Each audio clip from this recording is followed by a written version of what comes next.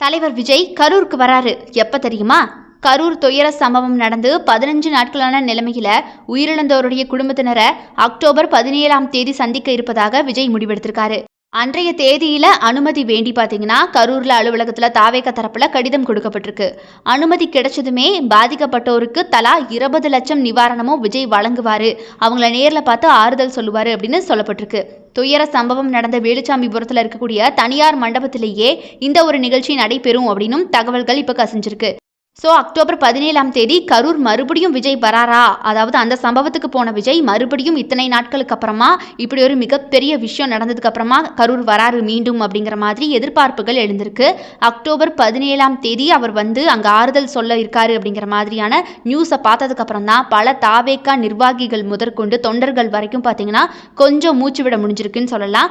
அந்த அளவுக்கு இந்த ஒரு துக்ககரமான சம்பவம் பல பேரையும் முடக்கிருச்சு.